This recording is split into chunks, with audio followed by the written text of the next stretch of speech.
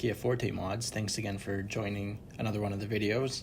Today's is one of a few series of HyperDip videos, so please stay tuned, watch to the end, and hope you enjoy. Also, please consider subscribing and sharing with anyone that you think may like this one.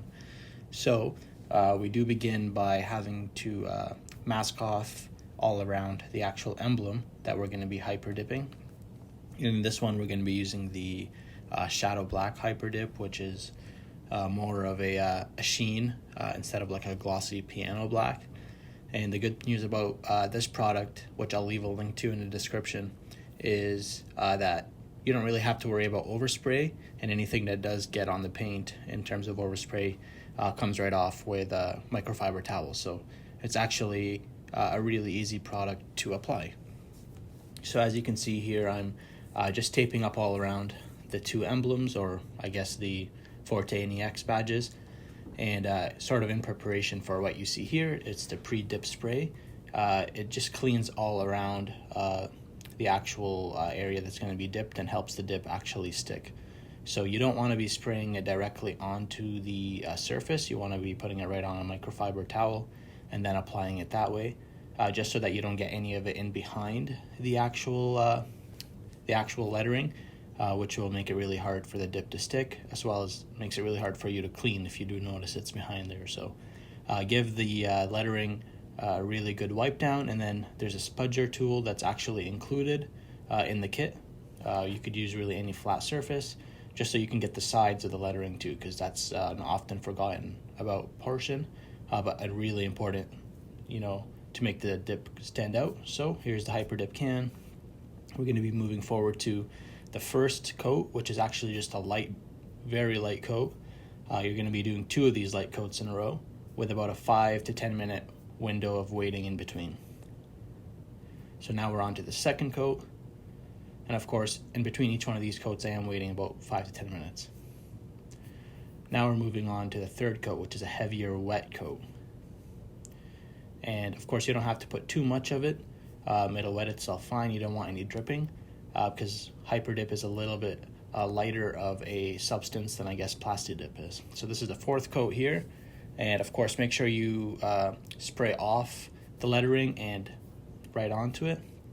You don't want to start spraying right on, or else it's not going to be a smooth, flat, application. Fifth coat is done here, and we're moving on to the sixth coat.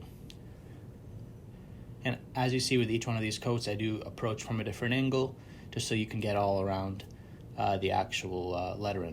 So here I waited about an hour after the 7th coat, which I did off camera, and after that you're good to take the tape off. Just take it off, I guess, in reverse of the way you put it on. As you get closer to the actual lettering, you just have to make sure to hold on to the the HyperDip that's on the actual paint, just so that you don't rip it off too much. It is actually useful to keep there in terms of the next step.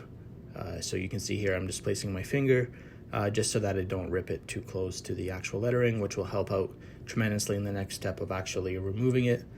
And the really good, cool thing about HyperDip is that the space between the paint and the lettering itself is going to act like a kind of like a barrier, or like a perimeter around the HyperDip on the lettering, which will help it cut itself. So you'll see in just a moment here, as I begin to peel it off, it just peels right off, and that space I was talking about is going to create a cut all by itself. So all you really have to do is just make sure to peel off the HyperDip away from the lettering, and it'll take care of the cutting itself.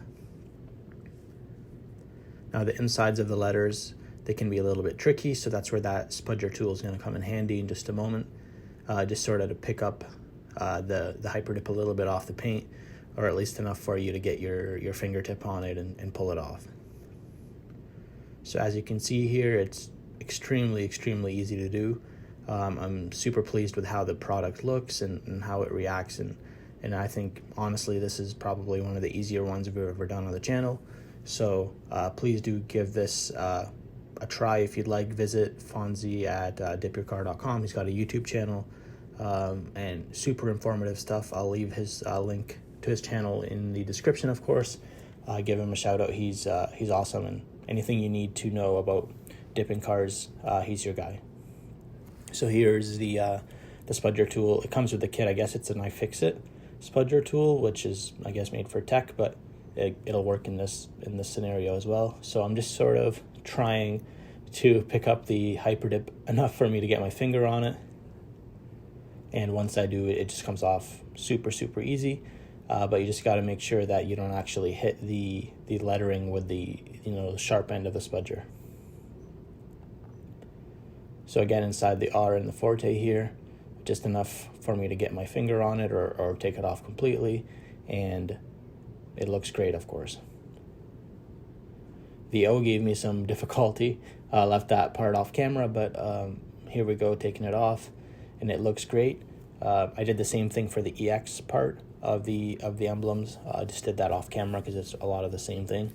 So here's the finished product. Honestly, it looks great, finishes off the car.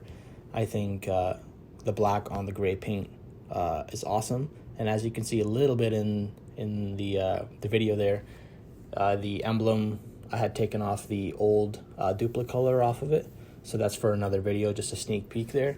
But yeah, the final results, as you can see in these still shots, it honestly looks like it came like that from the factory. I'm super pleased, and it's something that can be reversed easily too if you make a mistake and want to try over. So of course, this is the beginning of a few HyperDip videos. I'll be doing some stuff on the front end of the car. I'll leave that for another video because there's a cool surprise there, as well as the window trim, which is all chromed out. We're going to make that a glossy black version of this HyperDip. So please do consider subscribing so you can see those videos. And thank you so much for sticking to the end and watching. Please do consider watching one of the videos on the channel, giving it a like. It really does help the channel grow, and so I can keep bringing you these videos. Thanks a lot.